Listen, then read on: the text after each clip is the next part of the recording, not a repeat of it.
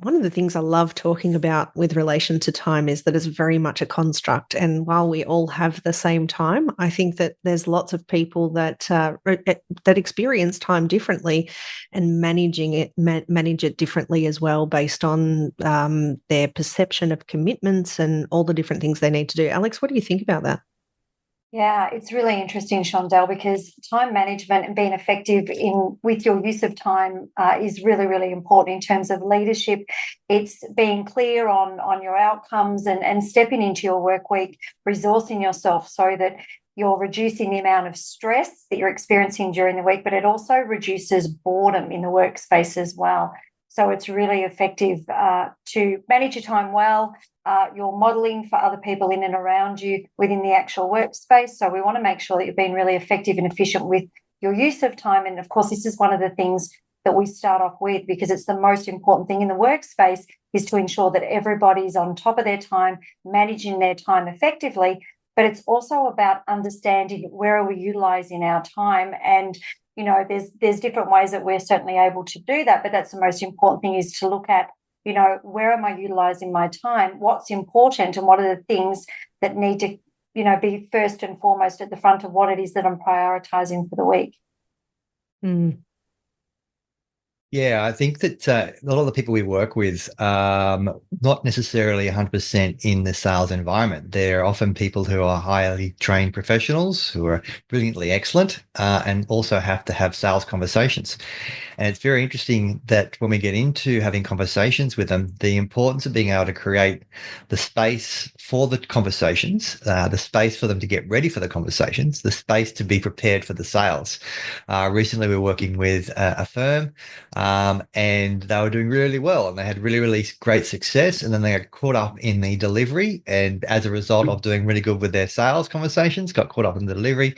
As a result of that, the funnel sort of dropped off. And what came back was really clear that even whatever they're doing in their workflow, and these people who need to make sure they've got their billable hours up, right? So getting on the phone and making calls is not a billable hour. It's generating business. It's a cost to the business, so to speak, in their mind.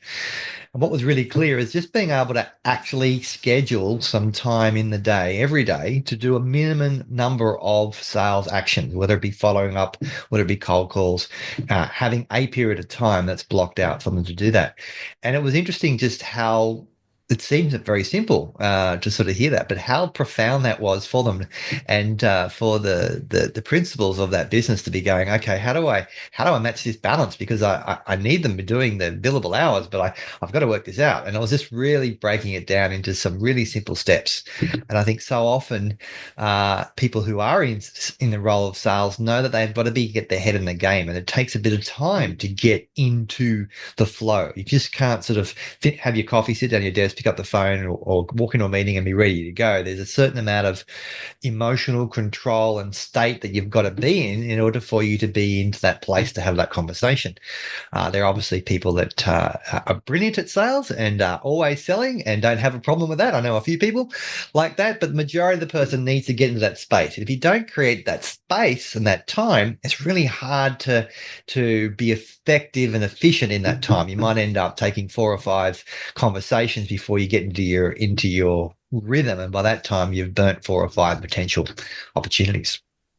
And I think that's a really interesting point that you make there, in terms of like the discipline of the time that it takes to get into things versus, the planned activities. Because often what will happen, if you don't have that foresight and the determination of, well, this is what I'm doing when, and actually planning in advance, then what we tend to do is we default to the easy thing, or the thing that we're comfortable with. It's a little bit it's a little bit like people find reasons to avoid the tasks that they really don't want to do. And so, it creates a sense of a lack of discipline. It damages trust with self. And then that creates limiting ideas about what's possible and what's not. And, obviously the concept of I don't have enough time to do certain things is often a limiting decision or a limiting idea, when really it's just a lack of discipline to allocate the time to the things that are most important, that are going to move the needle. I think a lot of the times also people use that I don't have time. It's like when you walk into a retail store and the person walks up to you, how can I help you? I'm just looking. In other words, go away, leave me alone. All right. So I don't have time means go away, leave me alone. All right. So I think that in those scenarios, a lot of the cases when people say they don't have time, my question is where is your time going? What are you spending your time on? Because we so often we hear, I don't have time, I'm running out of time. And again, if we look at it, what's actually important, if we break it down, we often find that people are busy and very busy sometimes, but sometimes they're not necessarily busy doing or putting enough value on the time that's required or not measuring time. I think that it's also important that when you're looking at having those conversations, is that you have an idea of how long a conversation should take in the sales environment. And if you know it's going to take 45 minutes, then allowing yourself that buffer and that time to be able to go through and have that conversation and being good at that, as opposed to not having any framework around time when it comes to that conversation. As a result of that, often what happens is you get to the point where you're coming to the important part of the sale. You're moving on to the next step of the conversation. The person goes, all right, well, that's very good. We'll have to catch up this. I've got to go. I've got another meeting. You've got, oh dear, I've just missed out on my actual pitch because I was not measuring my time and being aware of that. I think it's just becoming conscious of it. We always talk about the conscious, unconscious mind, what you're aware of, what you're not aware of. And often people say, I don't have time, but they're actually unable to articulate where their time's gone or show evidence of where their time's going. When you do that, it brings it from being out of their awareness, unconscious to conscious. And with that, we do need a little bit of a shift and a change and some realizations on how important it is to make the time, schedule the time, stick to the time, and then that really helps improve your communication and managing your time in that space. And I have a top tip, when it comes to this awareness, Brad. You mentioned, the conscious awareness, and also one of our favorite catchphrases is what gets measured gets done. And that is appropriate when we look at the measurement of the time that it takes to do certain things and how much of what we're actually getting done. And years and years ago, when I first started out in business, I had a business coach that gave me an assignment. And I got to tell you, I really didn't like the business coach for giving me this assignment, but I was a very compliant client, so I did it. And so now I'm going to give you that top tip. And that is that when you look at doing an audit, because I think, we can talk about time management, we can talk about organizing your time, but a majority of people are so unconscious about what they're actually doing right now that it's very difficult to assign any kind of organization to how will I set up my days or my weeks, or how will I allocate my time. So the first step is to do an audit. And that involves just doing what you normally do, but every half an hour, have a little alarm go off in your phone to actually jot down, this is what I got done in this last half an hour. And I did this assignment for all my waking hours for 2 straight weeks. And I noted down every half an hour what I had actually got done. And I considered myself to be pretty good at managing my time. I'm the kind of person, like every entrepreneur, fits a lot of time, a lot of things in a short space of time. However, I did the assignment thinking, well, I'm really not going to find very much wastage or very much spare time. And by doing that audit, I identified at least 4 hours that I was able to allocate in a more appropriate way, which led us to what we teach in our leadership programs as the first step you mentioned, Alex, around the default calendar. So you mentioned that's the first thing that we start with. What have been some of your insights for the entry-level leadership programs and people actually gaining control of their time? Absolutely. Well, Shondell, I love the fact that you've just talked about the fact that people need to do an audit of their time. And it's really important to see, where are you spending your time and what are you prioritizing? The other thing as well is it's really important to have the awareness and the understanding of how important time is. And it's being able to insert and put boundaries in and around your time. And that's the most important thing, because what we find is, when we have a lot of leaders and people that we're coaching that come to us, we need to have that understanding, first and foremost, how important their time is, and that they're able to enforce what it is that they decide to move forward with within the work week and how they set their calendar up. They need to be staunch and strong and really put a boundary in and around the time. The first thing of a morning, obviously, is setting up your day, but it's also setting up your week. It's looking at what's the week ahead, what's the week after that. So being ahead of everything, being ahead of time is really, really important in order to be able to effective in setting your time up. The other thing as well is one of the most simple things that we like to look at in terms of time management is bringing in a lunch break. And although a lot of people will think, what? I don't have time for lunch, but you don't have time and the affordability to not have that break in the day. It breaks the morning from the afternoon, but it also allows your brain to recharge. And it's great because we can utilize that in terms of soft touch points in talking to the team and building rapport within the workspace. It's being able to look at your day. It's being able to look at what's important in terms of roles and responsibilities and things that need to be allocated first and foremost. But it's also making sure that you're building your skill set with things such as close of day. And I know that's one of the things you talk about, Brad, is close of day is so important. An hour before we finish the day, we really need to have a look at what's important tomorrow and what is it that we need to prioritize, or who is it that we need to contact, and what is it that we need to set up in order to be able to step into our day tomorrow effectively, being in charge and understanding where we're heading and what it is that we need to do. So, Brad, I know that's something that you like to talk about in terms of close of day, and we've had a lot of great results with leaders in terms of being able to set that up and being able to have that work-life balance, stepping out of the workspace and being able to make that divide between work and home and actually being present once they're in the home space. Yeah, it is. It's surprising. Again, it's often what happens is you're racing through the day, you're racing there, and then depending on your life, you're either racing to get to a gym appointment, you're racing to pick up your kids from after school care, racing to get to the first date, whatever it is that you're going through, you're generally sort of leaving a little bit chaotic in that day if you're not managing your time. And you can't help but to be dragging your day chaos with you into your personal life to a degree. So having that period of time where you're going through and closing off the day and just consciously looking at what needs to be done and what's open, what's not closed off, doing your best to clear out those emails where you can, scheduling yourself for the next day. It's such a process of just being able to finish the day. And I didn't realize what a profound effect it would have on people until we started getting the feedback where I'm sleeping better, I'm not getting home opening the laptop, doing things, I'm actually having a conversation with my kids, my wife, my friends, I'm feeling more present. And as a result of that, I'm not waking up at 3 o'clock in the morning going, oh my God, what about that email I haven't checked? And they're as a result of doing this, and we're talking 15 minutes, right? We're talking 15 minutes of the day as a rule.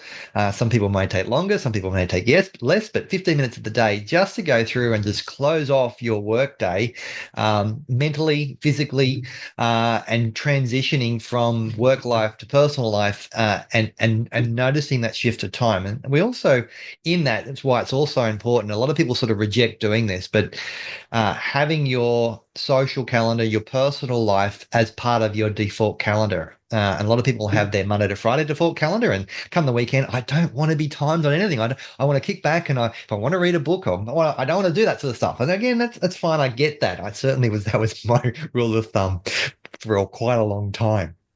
But the difference being is having that work-life balance. You're not setting it like you've got to turn up to an appointment at work. It's allocation of what you're going to do. And the thing about putting on a 7-day calendar, including your personal life and your work life, it helps you actually balance. Work-life balance, all right? The balance here is about time, right?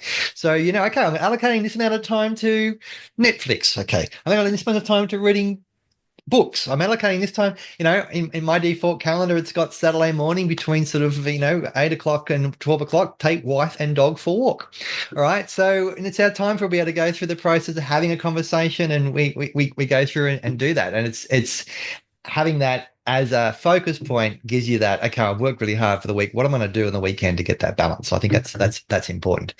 And again, when you're looking at high performance people in the workplace, you've got to be able to have that work balance, because otherwise you're going to get burned out. And if you don't have balancing your time, you're going to be constant state of stress, and very quickly you come to the wit's end, and all of a sudden there's a breaking point. Either you leave, your performance goes down, or worse, there's a health-related issue that causes you to slow down. And I think, speaking of that work-life balance, and allocating time for things, I think people will often allocate things in their diary that involve appointments with other people.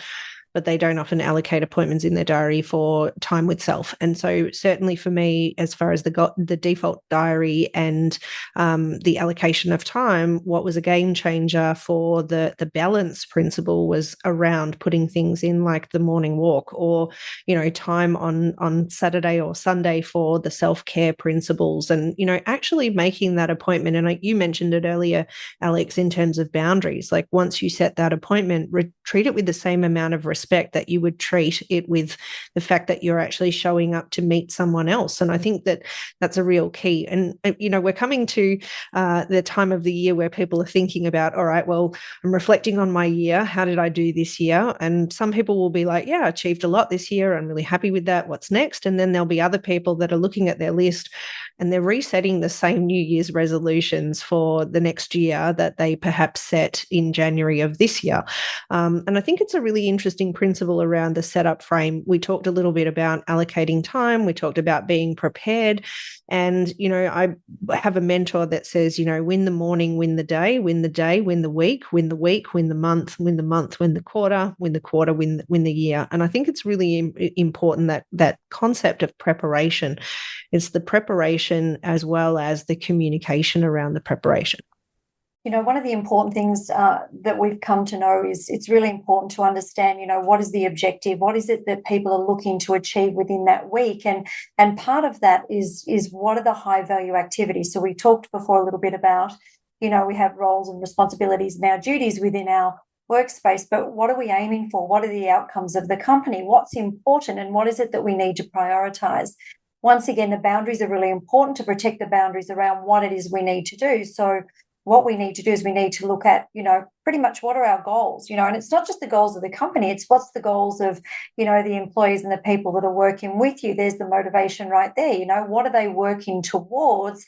And this, of course, is going to be a driver for them. But for ourselves in leadership, we need to be really clear on what our outcomes are for our departments, for our companies, for our team members, and for ourselves also. Yeah, and I think what takes place in that is really understanding we can be so focused on the day, the next week. And as a result of that, the days and weeks go by and all of a sudden we haven't been consciously aware of our actions towards that. So one of the things that we like looking at is beginning with the end in mind. And it's so often interesting how people will come looking for a coach. I had a conversation yesterday. Someone coming to me looking for doing some coaching, and I asked them, what's their goal? What do they want to achieve? What do they want to get out of the coaching? And they couldn't actually articulate what they wanted. That was just like, oh, I just want to deal with my story, and I'm like, and I'm digging, and I'm like going, well, it's really hard for me as a coach to be able to help you get your outcome because you don't know what it is. Now I can tell you what you can do, but that's me giving a suggestion. I'm not a consultant, I'm a coach. So have you ever think about what you actually want? What would be an outcome that would be worth working for in a context? And then we can have a bit more in-depth conversation. And I think so many people are caught up in that and they don't think about it. We have a lot of people who reject the concept of goal setting because they've thought about an outcome that they want, not a goal. All right. There was thought about an outcome that they want, didn't achieve it based on that thought, and then think that goal setting or smart goals doesn't work or have a rejection to it. I think so often what happens is if you actually go through the process of thinking about what is the outcome that you want, we like starting at 12 months or 3 years in the future and then working backwards.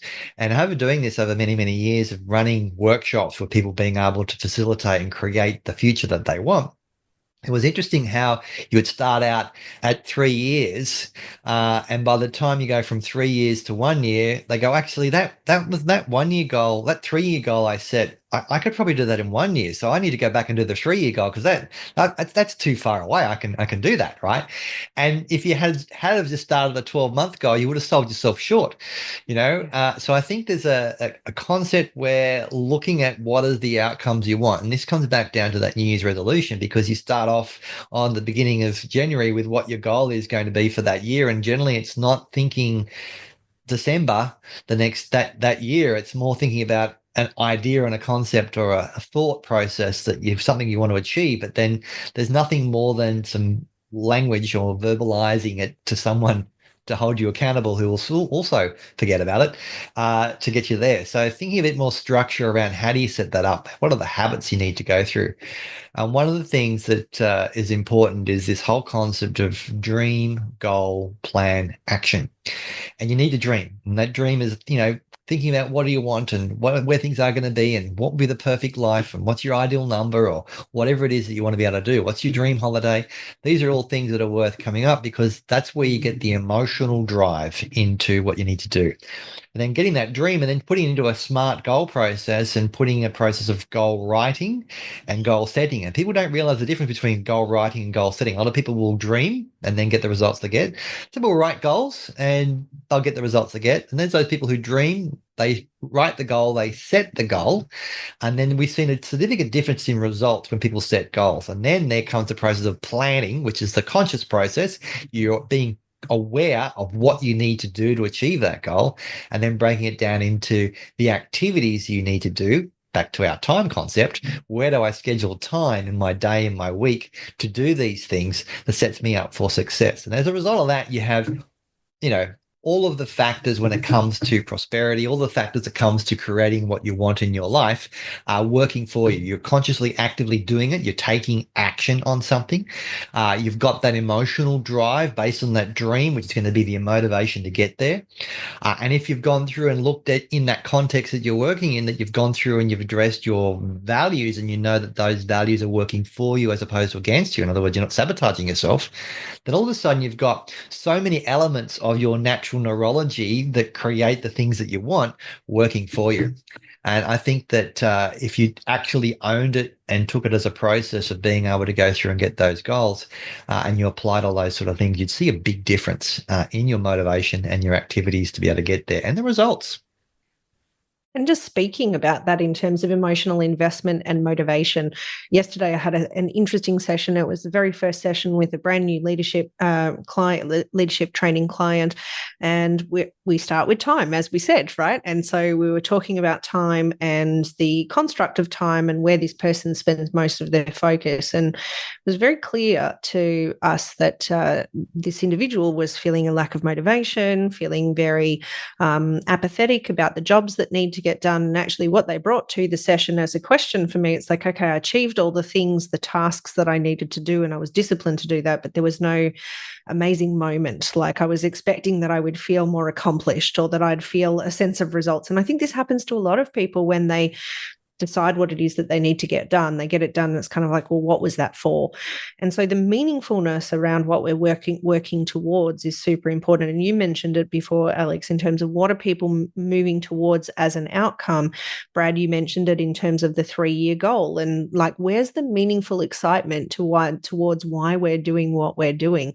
And so the simple process of actually not having a goal for this individual, completely unconscious to them, no real goal in either personal or professional, was why there was a lot of apathy, because it's like I'm just going through the motions and doing the tasks, but there's no connection to why this matters to me. And I get that a lot of people don't necessarily, make their career the focal point of their life. So for some people, they do their work and they develop their career because they're looking for the next promotion or the next title or the next pay increase or salary increase. But some people work because that's the vehicle that allows them to live their life and do the fun things at the weekend and the evenings with their family or with their friends. And, and that's totally fine, right? And so this particular person had no connection to the work that they were doing on a day-to-day basis, which clearly they were procrastinating about and very apathetic, to, well, what am I trying to serve in my life that I'm really excited about? And the simple process of just identifying what was that 3-year goal. And we just verbally discussed it. And the task was to go away and write the SMART goal and to do the keys to achievable outcomes. And it's a template that we have that we can pop the link in the show notes here if you haven't ever put together a very important goal. The keys to achievable outcome is a great way to identify some of those things. And so the person hadn't even done the full assignment yet, but just the verbalization of the outcome. And, this is the connection to something as simple as like clearing the inbox or putting things in the calendar or having meetings. They were totally motivated and invigorated already just from that conversation. Yeah, it kind of goes from running a project of my life to actually doing something with some meaning. Right? Otherwise, you just feel like you're doing a project managing Exactly. my life, just doing tasks, tick box, and moving Trello cards around to make sure I've completed the thing I need to do. Yeah. Absolutely. Absolutely. So it's interesting how looking at this concept of time and creating what you need to be done and your focus and your awareness around your outcomes. So often we're talking to leaders of team who are getting really frustrated that they don't have ownership and buy-in from their team. There could be a situation where they've got an outcome, a budget they're sort of hitting towards, a measurement, a KPI, so to speak, in their business, and everyone knows about it. They've talked about it at nauseum level about it, but they just can't seem to get anybody to sort of have ownership on doing it. And they're like, why don't they have the ownership? All right, now often we have business owners, and obviously the business owner has ownership because it's their business, and they're really drawn towards because of that high level of investment they have being a business owner. And it's very often the fact that they're dragging people kicking and screaming towards that result. And then there's also people who aren't the business owner, but they're a department head and they've got their KPIs and their goals and aspirations about where they want to go based on their activity. Both cases, if they're not actually being able to have that investment putting in there, if they're not able to transfer that ownership, it's really hard to go through and do that. And a lot of the times what they do is why don't they do this? Why don't they do this sort of stuff? And why can't they get it? Why don't they understand it? Why are they turning up late? Why don't they have any ownership? And one of the things we look at is, okay, so in order for you to be able to see this, there must be something that you are not communicating or something you're communicating the wrong way. And often the case is that scenario. So we've got to ask them, what are you projecting? What are you putting out there? Are you doing it for them? And therefore creating a rod for your own back because they'll do it. I don't need to do it if they'll do it. So a lot of the cases we see this take place where people aren't in charge of their time. They're not being proactive. They're not having goals themselves, and then wonder why their team aren't also are not invested and not setting goals, not managing their time. So, Shondell, what do you think about that concept of that projection when it comes to leadership, of ownership, and how do we get our people to be as invested or have buy-in and ownership of some of the things that we know that we want them to do, but we just can't seem to sell that message? It's so interesting. While you were talking about that, the first thing that was coming to mind is mirror, mirror on the wall, who's the fairest of them all? And maybe for some of our younger generation that doesn't do fairy tales anymore, that whole process of, the concept of holding up the mirror and looking at yourself. I think that's what we're talking about here when it comes to projection. So what I imagine that someone is capable of doing will limit them to what I believe their capabilities are. But also too, often when we point the finger out there are three fingers pointing right back at us. And so we see all the time these leaders, as you said, that are frustrated with team. And then when we start digging and dissecting and asking some good quality questions, it turns out that it's actually them in what they're communicating or the lack of what they're communicating that is leaving messages on the table or not actually allowing the full suite of tools to be transferred or to be delegated. And so the thing that comes to mind is that your belief system as a leader will impact the way that you lead your team. And we actually had a session earlier in the week with a group of executives, so C-suite executives, and we were talking about wealth mindset and how people manage their money and how they manage their time to manage their money. And so let's take a sales manager, for example. If you have a sales manager who has a sales team and we know that there are some industries that are experiencing depressed market or downturn in sales results at the moment. It's not all of them. There is still plenty of business happening out there, but we've seen that there are some industries that are having a bit of a depressed market, or maybe the results have slowed down a little bit.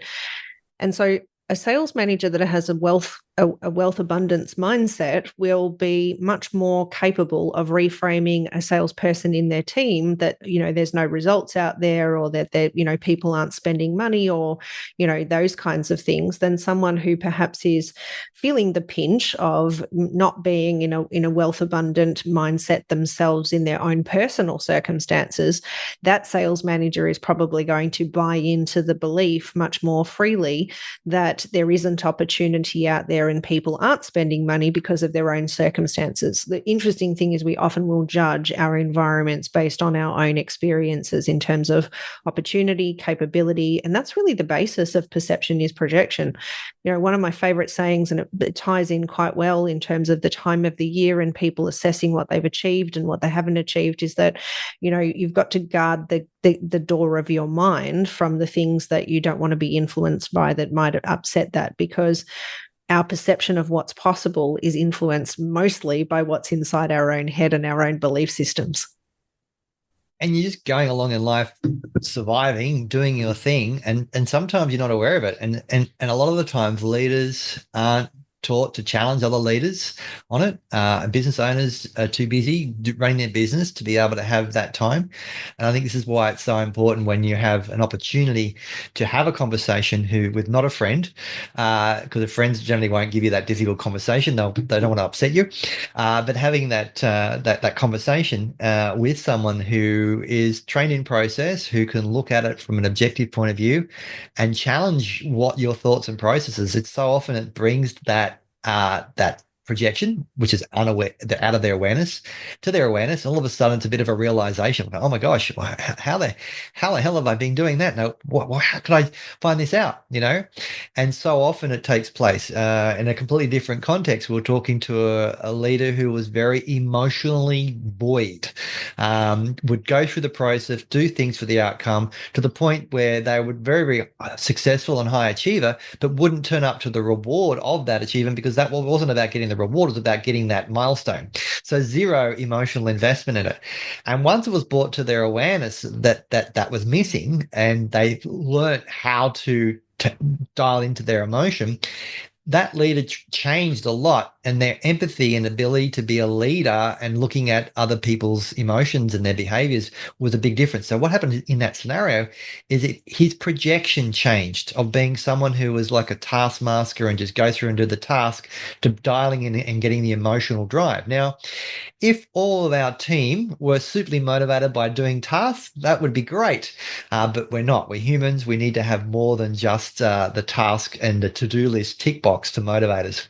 Subsequently, it's changed the way he projects himself and his team and what he sees, and subsequently improving a team and going through some, emotional challenges in the workplace is now a little bit different for him in that regard. So it's interesting how that takes place. So again, bring it to his awareness. And if it wasn't for the fact that he had that opportunity, he probably wouldn't have had that realization. We're probably trying to get to his next stage in his life using the same behavior and habits which got to him where it got him to where he was, but certainly weren't going to get him to where he needs to be. 100%. And I think you bring up a really important concept there, which is habits. The habits are the small actions done repeatedly, which actually really transform. And I think I once heard a quote from someone saying that your sum total of your life is your habits compounded. And I think that we definitely can look at that and say, well, if I have habits that I'm not proud of, or if I know habits that contribute to, perhaps not being as healthy as I would like to be, or being as successful as I would like to be, or being as organized or productive, or insert word here of whatever your desire is, right? If I have some of those habits that don't contribute to that and I do them often enough, then that's going to compound to give me a result that's pretty rubbish. Whereas if I do small things that are really productive and toward the things that I really want to create, then over time that will also compound and create a great outcome. And I think that this is one of the reasons why we created our habit transformation challenge. And it's the small things done consistently that have been identified. I think people can sometimes, if they're action driven, they can sometimes be busy being busy without actually noticing whether or not the small things that they're doing are contributing to their ultimate dream, as you talked about earlier, Brad. But then, of course, it's about making sure that we do those things consistently enough. And there was a Harvard study that said that it would take 66 days of consistent activity to actually form a habit. And I know that was pretty transformational for you, Alex, when you first learnt about that. Did you want to tell people like what your experience of learning about that and then sharing that with some of the clients? Yeah, absolutely. So, there's so many things that encompass what it is that we're talking about right now in terms of, creating habits. And once again, it's the 66 days of consecutively keeping up with healthy habits. And then by day 67, innate within us. So, it's just something that we do. And that was really, really prevalent in terms of, getting people to jump on board with, managing their time effectively and being able to, utilize the default calendar. That within itself is habit forming. It's going in, it's being, stringent and, keeping those boundaries solid around every day, prioritizing what it is that's really, really important. One of the other things that you just mentioned before, and it's really interesting in terms of creating and forming habits, is one of the things that comes up a lot of the time in my coaching sessions, and I think you'll all agree on this, and a lot of people out there will be going, yes, yes, yes, is a lot of people, and you've mentioned it a few times about capability and understanding other people's capability and in terms of what people are capable of, and there's the whole, if I'm questioning myself, am I questioning others, and there's the inside versus the outside reality. But this is where we find a lot of people in creating habits. One of the biggest habits that we find is people not handing over or delegating things that other people are actually more than capable of. And there's the other side of it as well. There's no opportunity for them to become capable if they don't actually have the experience of. But as we know, there's an art in being able to delegate and delegate well, being able to delegate in a way that other people are able to understand, because as we know, we all communicate very differently and we receive and process information very, very unique to ourselves. So it's being able to understand that we're able to communicate effectively with people, to transfer, to delegate. Shonda, you talked about before, about creating small, basically we know trust is built over small agreements being kept over a period of time. So it's being able to delegate, it's being able to see and build the trust in the team. And the other thing as well is the buy-in right there, because when people feel like they're included, that they're trusted within their leadership team, this is when they're more likely to actually embrace whatever the project, the goal, the outcome is. There's their buy-in, right? Because all of a sudden it's like, I'm trusted, they've trusted me with this, I'm involved. So all of a sudden, rather than them sitting on the outside, they feel like it's a little bit more inclusive. The other thing as well is it relieves a lot of the work for the person that's leading the team. I know all of the time we talk to leaders that are talking about going on holidays, and they become really stressed out about the fact that they know what they're walking back into. But at the end of the day, it's the finger out and the finger coming back in, right? It's if you're delegating effectively, if you're getting people on top of their time, if you're enforcing boundaries around time, and once again creating that habit, that 66-day habit of being able to do these things, the reward is just so much greater. Yeah, definitely. And I think it was obviously the great work from James Clear in Atomic Habits. And, he writes about the importance of habit stacking. I think a lot of the time people won't start a new habit because they think that there has to be some special conditions, or that they have to get everything else sorted before they start that new thing. The reality is, it's like you said, Alex, it's just those small actions completed and repeated over time. It builds confidence, and it's very easy to start building a new habit. You just stack it with something that you're already doing, and if you know that you do something religiously, we have a little household joke where it's kind of like, nobody forgets to put on pants in the morning, right? Like, people often talk about, oh, I forgot my new habit, or I forgot to do that thing, but no one forgets to put on pants, right? So if you know that when you put on pants every single day and you want to take some supplements or vitamins, put the vitamins near where you do that. Or if you make a coffee every morning, put your vitamins near the coffee, and as the coffee brews, take your vitamins. And so that's the obviously the genius of James Clear and Atomic Habits and the concept of stacking. And I think that works really well, and something that people can incorporate into their resolutions, into the way that they delegate to their teams, and really looking for ways to be able to create that communication and that handover, right, Brad? Yeah, yeah, and there's a couple of things that we see that makes a difference there. Again, habit stacking. So, where people start off their day, so they might go through and do a to-do list. Right now, I'm not a huge fan of to-do lists. I think the only place for a to-do list is beside your bed to switch off before you go to sleep. However, other people do like their to-do lists, and they'll do that. They'll get their email and put their to-do list together. It's their natural behavior. They do it every day. So to stack on that is okay. Prioritize out of that to-do list what is urgent and important, and put that time in your diary. So we're not going through and restructuring their entire morning routine. All we're doing is adding them to put 15 minutes sessions in their diary for that activity on that to-do list. And just doing that was a game changer for some people. And again, it's a classic example of an existing behavior and just adding to that another behavior, another habit to improve your productivity. And that makes a really big difference. The other thing I think it's important when it comes to habit is in our communication.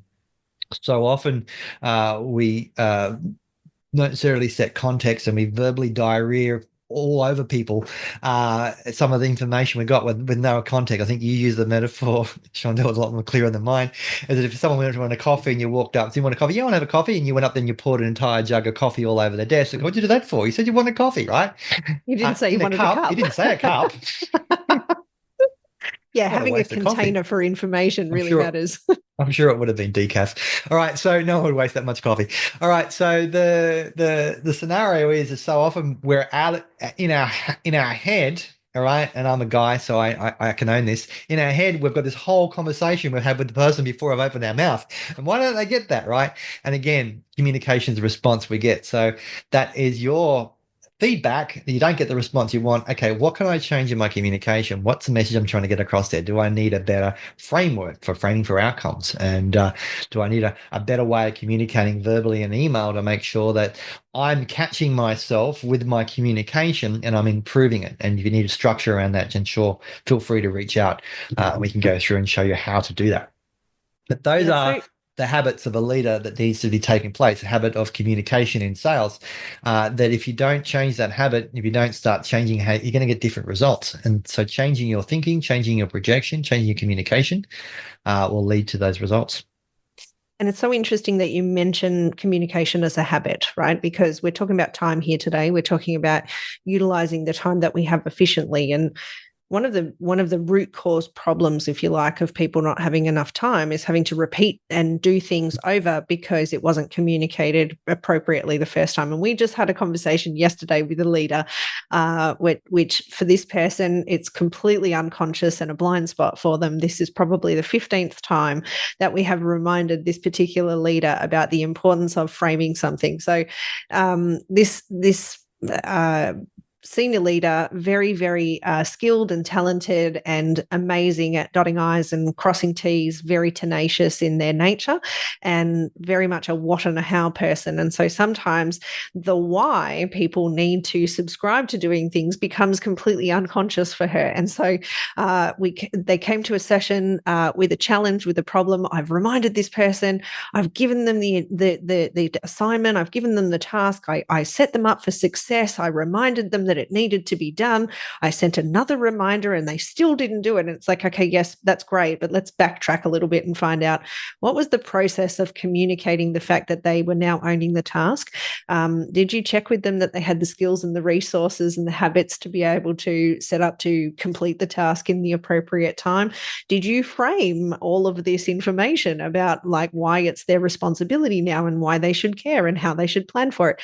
And, this particular leader, it's like, oh God, there it is again, framing for outcomes. It is a blind spot for me. So, communication is a habit that also needs to be more honed and developed for some people, which is an investment of time up the front to save the multiple conversations or the redos later. We all hate that reply all CC email thread where we're trying to find out what's in it for us when it's going to the entire organization and the cleaner about what's going on with something that's not important to us, and it just becomes a complete waste of time. And then if there's something in there you miss, then you pay for it dearly. So yeah, I always like looking at improving the quality of communication and reducing the quantity of communication.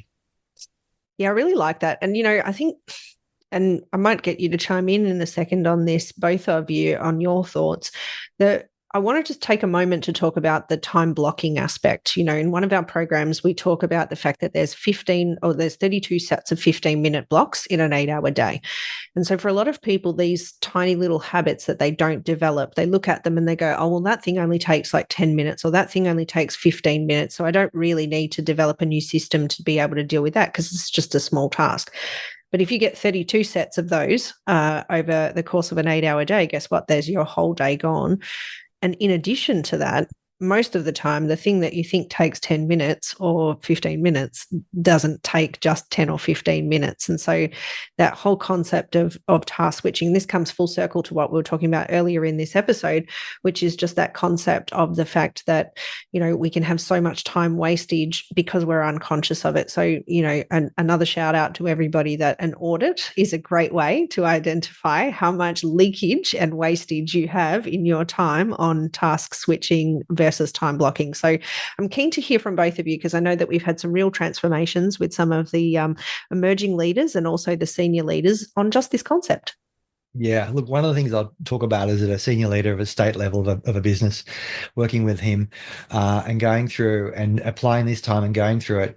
I said to him, you know, if we go through and do all these tasks and work this out, you should be able to find about 2 hours in your week of critical thinking. And he was gobsmacked that was even possible.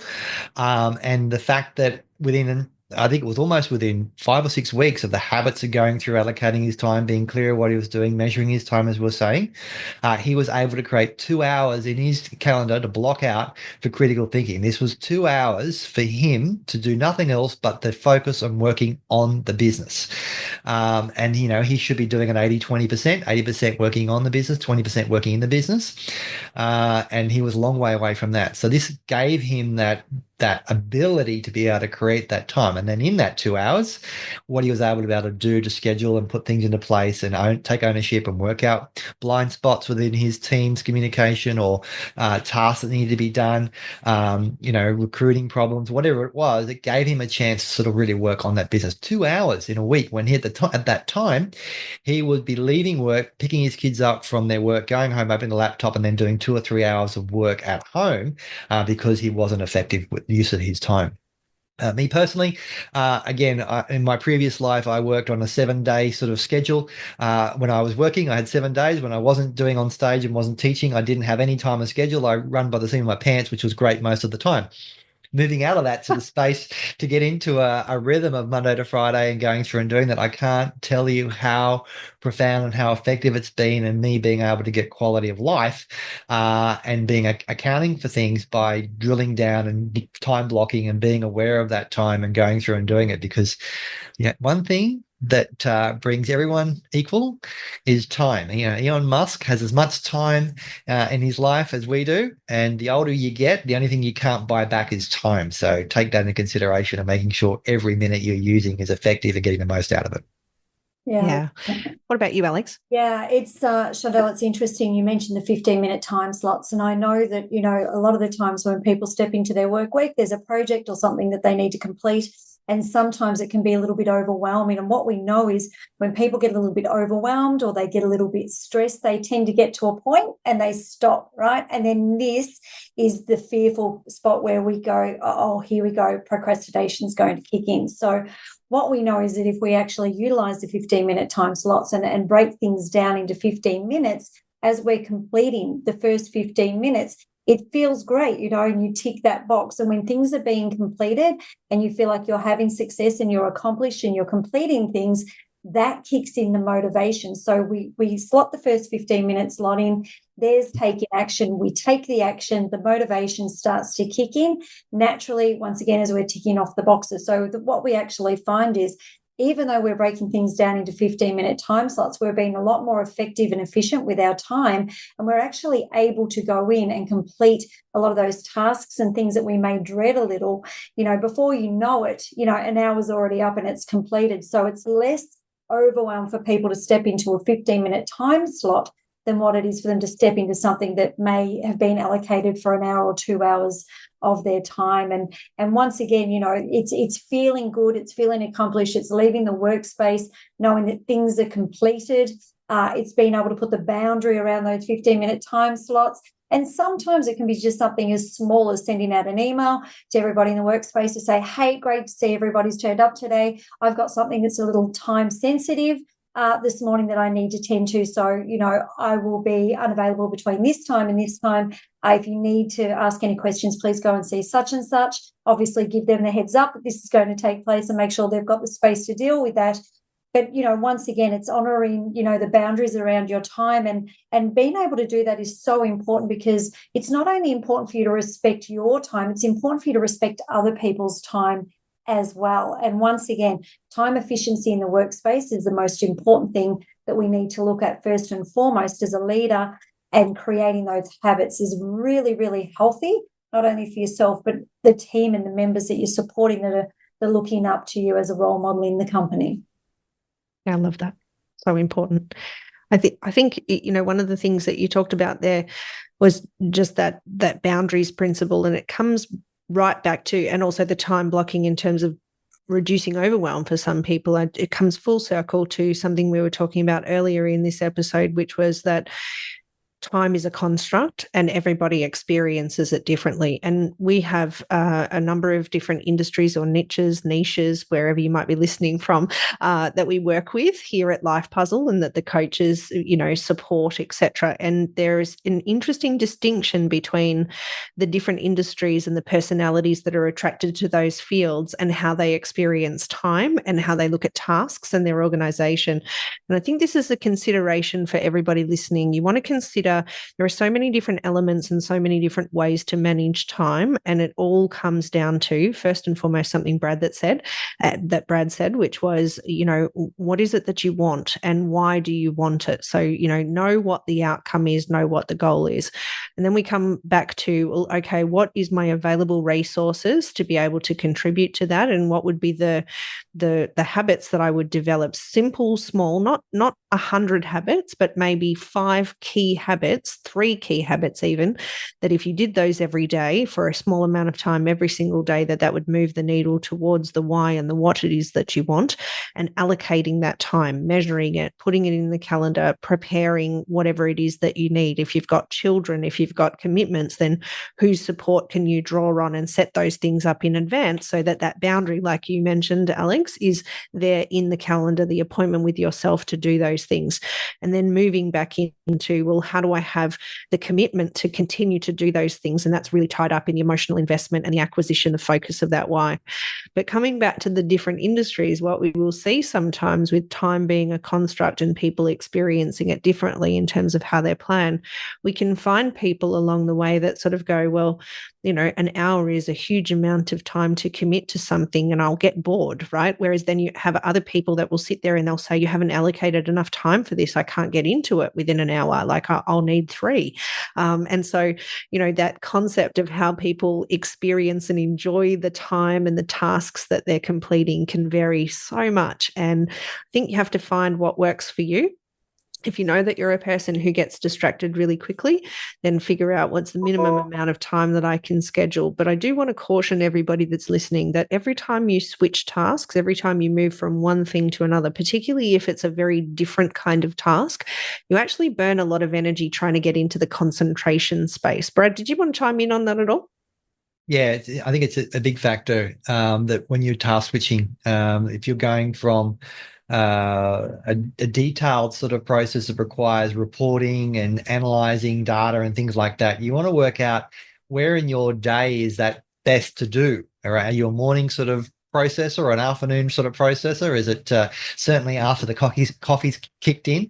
Going through and doing that. So going from a very detailed reporting process of analyzing data to picking up the phone call and having a call with someone is a big shift in the thinking. All right, you might need that data for the call, but you need to be able to make sure that you are allocating enough time to do that. And then there's a bit of a gap or a rhythm of being able to do that. You might do the deep work in the morning and then have your lunch, refresh, and then spend that last 15 minutes of lunch getting into the free of the mindset of getting into the phone conversation you're going to have with that person about saying the importance of what that data you discovered was. All right, so that's an example of that. We know that going into that sporadically, going from one task to another task, you generally turn up not as good as what you could be if you're taking the space to put yourself into that, or stacking or putting these tasks that are related together. So you're doing a bulk of work. And again, to what Alex was saying, if you've got something that take 2 hours to do, you'll probably procrastinate. But if you break it down into 15-minute milestones through that, it's a little bit easier to have that win, that completion. That completion lowers the stress and keeps the motivation going on to do those next steps. So even a 2-hour project can be broken down into 15-minute milestones to make sure that you're getting that, to keep that rhythm going. But it's very important to look as what is your flow, what's going to work for you, and how can you make the time in your role work. And I think the other factor that takes place when people get there, they go, but you don't understand. My business is very reactive. They're going, yeah, I get it. Every business is there's a level of reactivity to it. And some departments may be more reactive than others, but you can still be proactive with a lot of things. And the more proactive, the more things you're planning and putting into place, the less chance of the reactives. Because let's face it, most cases, not always, but a lot of the times, reactive is because something's gone wrong. There's a customer who rang up because something hasn't gone on there with their order, therefore there's an error. There's generally something that goes wrong that causes that reactive. So the more proactive you can be, the less chance of having to be reactive. And if you do have situations where the proverbial hits the fan, and you've got things that are planned and scheduled, your ability to recalibrate and get back into step with what's happening after the reaction has taken place is much better. If you don't have that proactive process in your calendar, planning, putting in place, and you have a massive reactive situation, then what's going to happen is it's going to domino effect because your focus was gone for 24 hours, 40 hours, an hour dealing with this. Your focus is gone. It's going to be a domino effect on the next and the next. And the next thing you know, all of a sudden, you're in a state of being reactive Monday to Friday and needing to self-medicate on Friday night to switch off. So if any of these concepts have been an eye-opener for you, an aha moment, or you've got more questions on this, then again, in the scheme of breaking things down into bite-sized pieces, we have a very, very simple sort of process of going through. It's bringing in the habit transformation, which is effectively a daily schedule of what you can do and tasks to go through to be able to get the most out of it.